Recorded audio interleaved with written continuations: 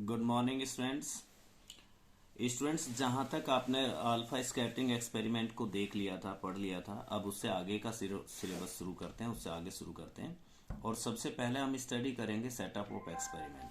तो बच्चों, setup of experiment में मैं कुछ बातें यहाँ आपसे डिस्कस करूँगा। आप एक एक बात को ध्यान से सुनते रहें और साथ साथ चाहें तो नोट भी करते रहें। अगर नोट नहीं करना है तो मैं आपके पास स्क्रीनशॉट भेज दूंगा, तब आप इसको नोट कर लेना। बच्चों, ये एक्सपेरिमेंट का कंप्लीट डायग्राम है। देखिए, इस एक्सपेरिमेंट में एक लेड का बना हुआ बॉक्स होता है, लेड बॉक्स। तो लेड बॉक्स का फंक्शनिंग क्या है, आप सभी चीज़ों को ध्यान से एक बार सुनते रहें। लेड बॉक्स का फंक्शनिंग ये है। लेड बॉक्स, देखिए पहले मैं आपको बता दूं फिर आपको लिखता हूँ। देखिए, यहाँ इस लेड बॉक्स के अंदर रेडियो एक्टिव सब्सटेंस रखा होता है जिससे रेडियो एक्टिव रेज निकलती हैं। रेडियो एक्टिव रेज में 3 प्रकार की रेज निकलती है, अल्फा, बीटा और गामा। तो यहाँ पर हम ऐसा सोर्स रखते हैं जिससे अल्फा पार्टिकल्स निकले। तो जो अल्फा पार्टिकल्स हैं, लेड उनको एब्जॉर्ब कर लेता है। तो जो अल्फा पार्टिकल इस ओपनिंग से बाहर निकलेंगे वो बाहर चले जाएंगे, बाकी के सारे अल्फा पार्टिकल्स लेड के द्वारा अब्जॉर्ब हो जाएंगे, तो वो किसी और डायरेक्शन में एमिट नहीं होंगे। तो लेड का कैरेक्टरिस्टिक्स ये है कि lead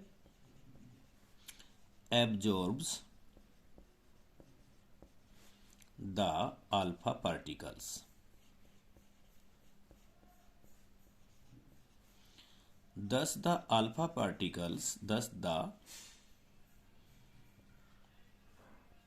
alpha particles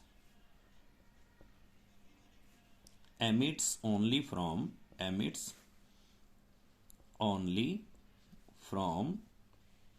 the opening। जो आपका ओपनिंग है, केवल वहां से अल्फा पार्टिकल बाहर निकलेंगे, बाकी सभी अल्फा पार्टिकल एब्जॉर्ब हो जाएंगे। लेड बॉक्स पीछे लेने का रीजन हमारा ये है। इसके बाद बच्चों, इसमें एक बहुत इंपॉर्टेंट डिवाइस हम यूज करते हैं जिसको हम कहते हैं कोलीमीटर। तो कोलीमीटर क्या करता है, जैसे यहां से अल्फा पार्टिकल निकलेंगे तो वो ऐसे इस तरीके से फैले हुए होंगे, और वो सब जब इस कोलीमीटर से पास होंगे तो उसको मैं ऐसा दिखा सकता हूं कि then all the alpha particle converts into a beam. सारे अल्फा पार्टिकल एक बीम के फॉर्म में कन्वर्ट हो जाएंगे। तो बच्चों, मैं यहां लिख रहा हूं कोलीमीटर क्या होता है। Collimator, it is a device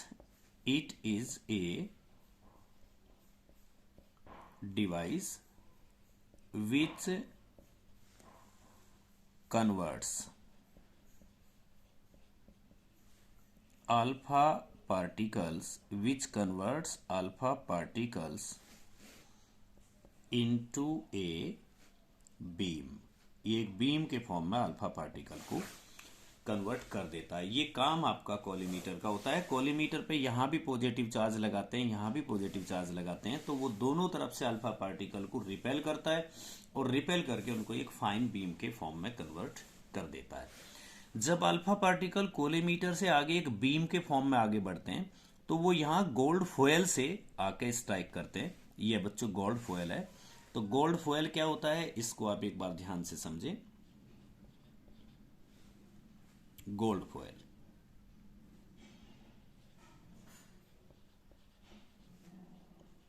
gold foil देखिए बच्चों, ये है it is the very thin. Very thin में आप ये मान सकते हैं नियरली 10⁻⁻⁷ मीटर विड्थ की a very thin gold foil. ये बहुत ही छोटी यानी बहुत ही पतली गोल्ड फॉयल होती है, सोने की बनी हुई पन्नी होती है। अब इसमें एक क्वेश्चन बहुत बार पूछ लिया जाता है, why gold is used, why gold is used, उसने गोल्ड ही क्यों यूज किया। तो बच्चों, इसके पीछे हमारे कुछ कारण हो सकते हैं। इसमें से जो आपका पहला कारण हो सकता है, गोल्ड इज मेलाबिल। मेलाबिल का मतलब it can be converted, it can be converted converted into very thin foil, very thin foil। ये बहुत ही पतली फॉयल में कन्वर्ट किया जा सकता है क्योंकि ये मेलाबिल होता है। इसके अलावा बच्चों खाली अकेला यही करेक्टरिस्टिक्स नहीं है कि मेलाबिल होने के कारण ही हम इसको यूज कर लें। मेलाबिल तो आपका सिल्वर भी हो सकता है, चांदी भी हो सकता है। नंबर 2 जो रीजन इसके पीछे है, गोल्ड इज इनएक्टिव। इनएक्टिव को आप ऐसा समझिए लेस रिएक्टिव। ये किसी के साथ रिएक्शन करके ऑक्सीडाइज नहीं होता है। तो ये आपने पतली फॉयल तो बना ली, लेकिन वो बहुत ही कम, कहीं भी ऑक्सीजन या इस तरीके का कंटेंट मिल गया तो वो ऑक्सीडाइज हो गई, तो वो सारी की सारी फॉयल आपकी खराब हो गई। तो अब गोल्ड की पतली फॉयल तो हम बना पाएंगे, पर साथ के साथ उसका एक बेनिफिट ये भी होगा कि वो फॉयल किसी के साथ रिएक्ट नहीं करेगी, तो वो स्टेबल रहेगी। तीसरा हम ये कह सकते हैं atomic weight of gold, atomic weight या नंबर भी लिख सकते हैं, atomic weight of gold is large. Atomic weight बहुत बड़ा होता है। इसके लिए इवन जेड की जो वैल्यू है, जेड इसके लिए 79 होती है। ठीक है। फोर्थ बेनिफिट हमें इसका ये मिलता है कि the melting point is also high. तो ये बहुत ही ज्यादा हीट से मेल्ट होगा। कम हीट प्रोड्यूस होने से वो फॉयल मेल्ट नहीं होगी। Melting point is very high. तो बच्चों गोल्ड फॉयल के बारे में जो करेक्टरिस्टिक्स मैंने आपको लिखवाए हैं वो आप, मुझे उम्मीद है कि आपने कर लिया होगा। ये बहुत पतली होती है, 10⁻⁻7 मीटर या 10⁻⁻6 या 10⁻⁻8, पतले से पतली वेरी थिन फॉयल होती है। और गोल्ड यूज करने के पीछे का कारण है कि गोल्ड मेलाबिल होता है। गोल्ड को पतली थिन फिल्म में कन्वर्ट किया जा सकता है। ये लेस रिएक्टिव होता है, इसका एटॉमिक वेट बहुत ज्यादा होता है और इसका मेल्टिंग पॉइंट भी ज्यादा होता है, तो ये हीट से मेल्ट भी नहीं होगा। इसके बाद बच्चों नेक्स्ट हमारा एक्सपेरिमेंट आपको बता रहा है कि जैसे ही अल्फा पार्टिकल गोल्ड फॉयल के साथ स्ट्राइक करते हैं, टकराते हैं, तो वो गोल्ड के एटम्स के द्वारा डिफरेंट डायरेक्शन में स्कैटर हो जाते हैं। जैसे कोई अल्फा पार्टिकल किसी एटम से टकराया तो हो सकता है वो ऐसे गया हो, उसका अल्फा पार्टिकल ऐसे, कुछ अल्फा पार्टिकल ऐसे, तो वो डिफरेंट डायरेक्शंस में स्कैटर हुए हैं। तो किस डायरेक्शन में कितने अल्फा पार्टिकल स्कैटर हुए हैं, इसको काउंट करने के लिए यहाँ पर एक डिटेक्टर और एक जिंक सल्फाइड का स्क्रीन यूज किया जाता है। तो अब आपका नेक्स्ट पार्ट आता है ZNS screen.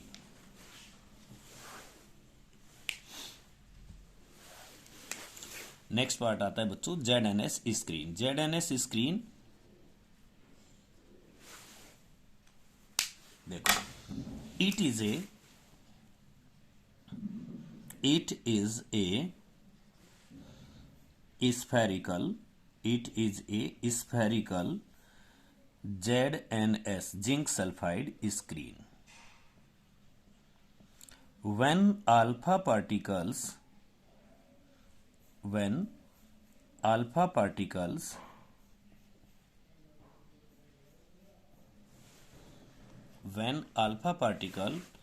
strikes with the screen,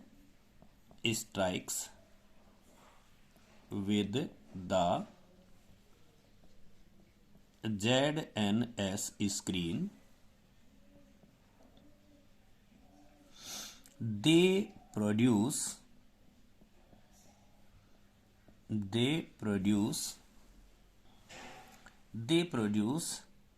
scintillation।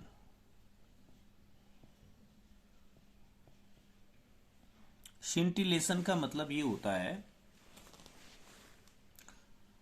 ये कह सकते हैं कि फ्लैश, एक टाइनी फ्लैश, बहुत ही छोटा सा एक फ्लैश, मतलब चमक प्रोड्यूस करता है। बाई काउंटिंग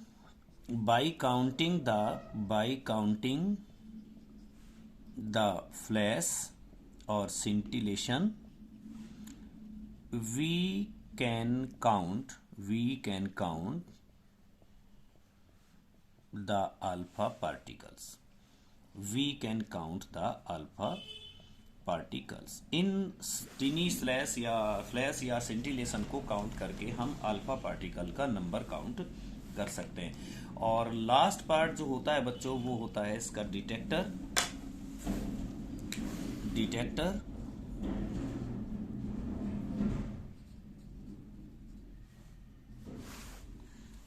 असल में जो डिटेक्टर होता है, डिटेक्टर के अंदर एक माइक्रोस्कोप लगा होता है और उस माइक्रोस्कोप से हम इन सिंटिलेशंस को कैलकुलेट करते हैं। तो बच्चों detector consist a microscope, the detector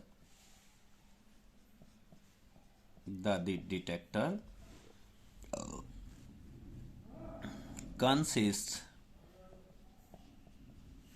a microscope which can count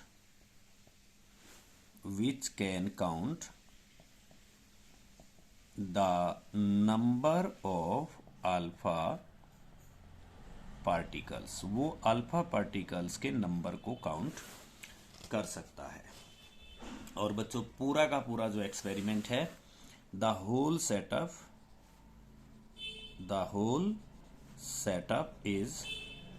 setup is evacuated.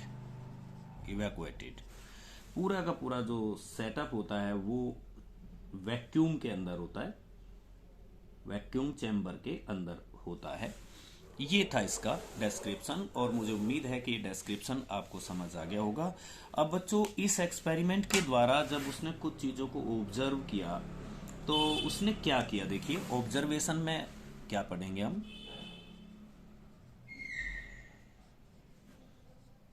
Observations,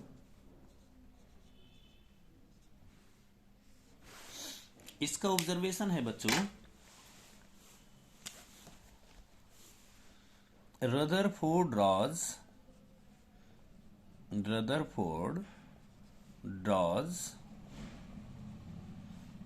a graph between the angle of deflection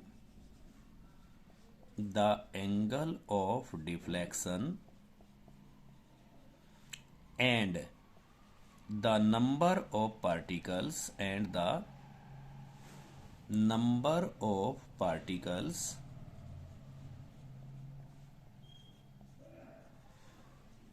scattering in different directions।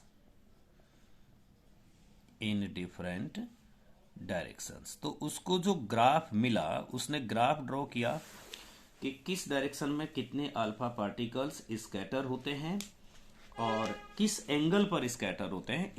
इसमें उसने ग्राफ ड्रॉ किया और वो ग्राफ की जो शेप है बच्चों वो हमें ये मिली। एक एक्सिस पर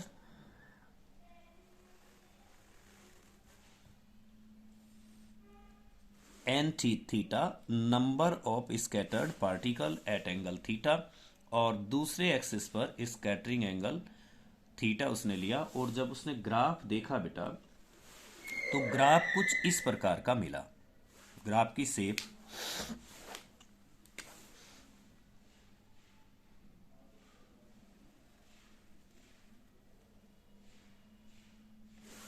ऐसी मिली। तो इसका मतलब क्या है, इस ग्राफ को एक बार ध्यान से समझिए। जब स्कैटरिंग एंगल बहुत ही छोटा था, एंगल बहुत ही छोटा का मतलब आप ये मान सकते हैं 10 डिग्री या 20 डिग्री था, तो नंबर ऑफ स्कैटरिंग पार्टिकल्स बहुत ज्यादा थे।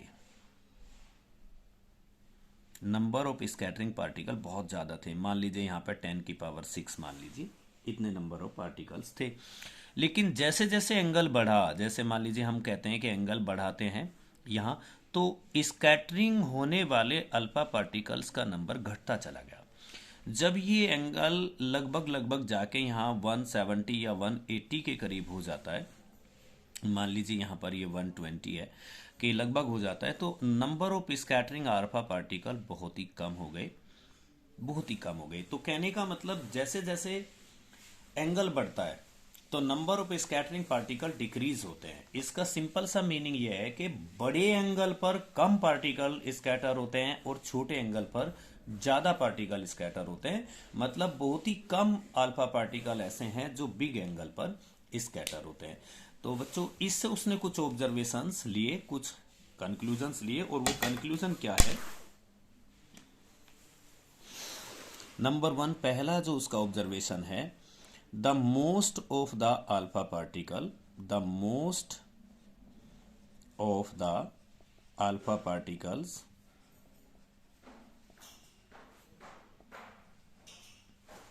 passes अनडिफ्लेक्टेड, बिना डिफ्लेक्ट हुए चले गए इन ए स्ट्रेट लाइन। बहुत ही कम अल्फा पार्टिकल ऐसे थे जो डिफ्लेक्ट हुए, ज्यादातर अल्फा पार्टिकल स्ट्रेट लाइन में चले गए जो बिल्कुल भी डिफ्लेक्ट नहीं हुए। और बहुत ही कम अल्फा पार्टिकल, उसको आप वर्ड ऐसा यूज कर सकते हैं, a few alpha particle, a few alpha particle. और बच्चों ए फ्यू अल्फा पार्टिकल में आप ये मान सकते हैं 1 आउट ऑफ 10,000, 10,000 में से लगभग एक, 1 out of 10,000 deflected at very big angle. बहुत ही कम ऐसे अल्फा पार्टिकल थे वो जो बड़े एंगल पर डिफ्लेक्ट हुए। बड़े एंगल का मतलब यहां पर theta is greater than 90 degree. इसके बाद बच्चों तीसरा, अब ए फ्यू से भी छोटा, ए फ्यू से भी छोटा मतलब बहुत ही कम, बहुत ही कम, very few, very very few, ये कह सकते हैं कि very very few alpha particles, very very few alpha particles retraced its path, retraced its path, retraced its path का मतलब वो 180 के डिग्री पर वापस चले गए। तो ये कंक्लूजन मानिए या ये ऑब्जर्वेशन रदरफोर्ड ने अपने एक्सपेरिमेंट के बेस पर कंक्लूड किए, और उसी ग्राफ के बेस पर उसने एक फॉर्मूला यहां पर हमें दिया बच्चों कि जो एन थीटा होता है किसी भी डायरेक्शन में स्कैटर्ड होने वाले अल्फा पार्टिकल, ये साइन की पावर 4 इंटू थीटा बाई 2 के इनवर्सली प्रोपोर्शनल होता है। थीटा जितना बड़ा होगा एन उतना ही छोटा होगा। अब जो ऑब्जर्वेशन है बच्चों, इस ऑब्जर्वेशन के बेस पर कुछ कंक्लूजन रदरफोर्ड ने निकाले। वे कंक्लूजन क्या थे? कंक्लूजन देखिए बच्चों, ज्यादातर अल्फा पार्टिकल बिना डिफ्लेक्ट हुए स्ट्रेट लाइन में चले जाते हैं। तो इससे उसने ये कंक्लूजन निकाला कि एटम का ज्यादातर भाग खाली है। The mostly all part of the atom is empty, mostly all parts of the atom is empty। ये पार्ट आपका लगभग 99.9% होता है। लगभग सारा का सारा भाग एटम का खाली होता है, क्योंकि ज्यादातर अल्फा पार्टिकल इस तरीके से स्ट्रेट लाइन में चले गए जैसे उनके पाथ में कुछ आया ही ना हो। इसके बाद नंबर 2 उसने कहा कि फ्यू अल्फा पार्टिकल्स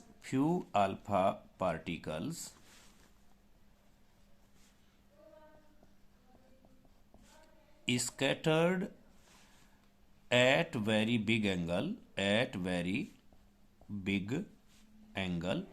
और बच्चों यहां हमारा बिग एंगल से मतलब theta is equal to 90 degree से बढ़ा लेना है हमें।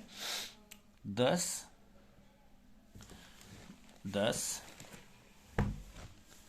there is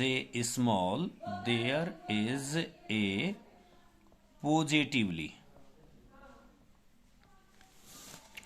charged part positively charged part at the center of the nucleus, at the center of the nucleus or center of the atom. Later on it is called nucleus. चलो लिख दो, आपको knowledge हो जाएगी. Later on it is called nucleus. इसको हम nucleus कहते हैं. ज्यादातर पार्ट एटम का खाली है, पर उसके सेंटर में एक पॉजिटिवली चार्ज्ड भाग है जिसको हम न्यूक्लियस कहते हैं. अब ये जो बच्चों न्यूक्लियस होता है, जिसको अभी हमने न्यूक्लियस के नाम से जाना है, only very few alpha particles, retrace alpha particles retraced its path. So the size of the nucleus